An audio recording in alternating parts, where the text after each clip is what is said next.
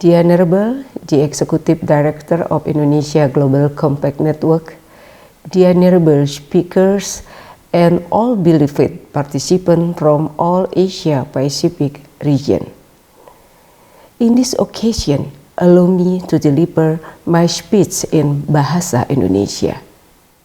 Yang saya hormati Direktur Eksekutif Indonesia Global Compact Network, para pembicara, dan para peserta UN Global Compact Virtual Leader Summit. Pertama-tama izinkan saya menyampaikan ucapan selamat untuk peringatan 20 tahun UN Global Compact. Pada kesempatan ini saya sampaikan permohonan maaf tidak bisa mengikuti acara ini secara live. Merupakan kehormatan bagi saya untuk berbicara pada sesi UN Global Compact Virtual Leader Summit yang mengangkat tema Pathway to Progress Prioritizing Investment in Women. Tema ini sangat relevan dengan kondisi saat ini, di mana di seluruh dunia sedang mengalami masa pandemi COVID-19. Hadirin, investasi terbaik bagi suatu bangsa adalah sumber daya manusianya. Di Indonesia, 49,8% dari total populasi adalah perempuan. Ini artinya investasi terhadap perempuan merupakan investasi terhadap setengah dari sumber daya manusia. UN Global Compact menekankan bagaimana setiap bisnis harus melaksanakan 10 prinsip yang komprehensif, dan prinsip yang pertama adalah semua proses bisnis harus memperhatikan hak asasi manusia atau HAM. Karena hak perempuan adalah bagian dari HAM, maka dengan mengacu pada UN Global Compact berarti dunia usaha juga harus menerapkan hak perempuan di dalam proses bisnisnya. Sementara ini, pada kesempatan ini kami sampaikan khusus dikaitkan dengan isu anak, Indonesia telah cukup maju menerapkan UN Global Compact, yaitu Children Rights in Business Principle yang dikemas ke dalam 3P, yaitu Policy, Product, and Program. Hal ini ditandai dengan terbentuknya Asosiasi Perusahaan Sahabat Anak Indonesia yang kita kenal APSAI pada tahun 2012 yang menerapkan 3P tersebut dengan fokus kepada anak dan bahkan setiap tahunnya melakukan audit dan memberikan penghargaan kepada perusahaan-perusahaan yang memenuhi 3P dalam bentuk anugerah perusahaan layak anak, dan hingga saat ini APSAI telah beranggotakan hampir 1.000 perusahaan. Jika di setiap perusahaan memiliki 1.000 karyawan, maka hak anak dari 1.000.000 karyawan terpenuhi. Hal serupa yang menurut saya juga sangat relevan apabila perusahaan dalam menerapkan 10 prinsip UN Global Compact tersebut dapat diawali dari kebijakan perusahaan yang dibuat menjadi peduli terhadap perempuan. Penerapan 10 prinsip tersebut sangat diperlukan karena masih terjadi ketimpangan gender, sehingga menghambat perempuan untuk berkembang sekalipun berbagai indeks yang mengukur kesetaraan gender di Indonesia menunjukkan angka yang semakin baik, tetapi ketimpangan gender masih ada.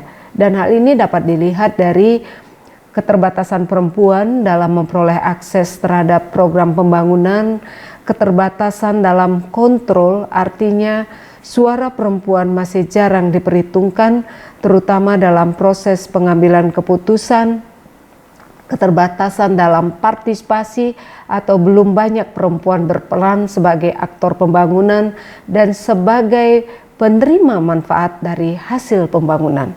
Keterbatasan ini terjadi di hampir semua bidang pembangunan, dan untuk itulah negara harus hadir untuk memberdayakan perempuan agar ketimpangan gender bisa kita minimalisir. Yang artinya dengan negara di sini tentunya tidak hanya pemerintah, tetapi juga termasuk masyarakat dan dunia usaha. UN Women menyampaikan bahwa ketidaksetaraan gender di tempat kerja di Indonesia masih tergolong tinggi. Tingkat partisipasi angkatan kerja perempuan hanya 50% 2%, sedangkan tingkat partisipasi angkatan kerja laki-laki sebesar 83%, atau terdapat gap sebesar 31%. Padahal jika tingkat partisipasi angkatan kerja perempuan dapat naik menjadi 56% di tahun 2025, produk domestik bruto dapat bertambah hingga 135 miliar US dollar. Sementara itu, sebagian besar usaha di Indonesia adalah usaha mikro kecil menengah, di mana lebih dari 50%-nya dimiliki oleh perempuan. Oleh karena itu, sesungguhnya perempuan Indonesia tangguh dalam menopang ekonomi bangsa.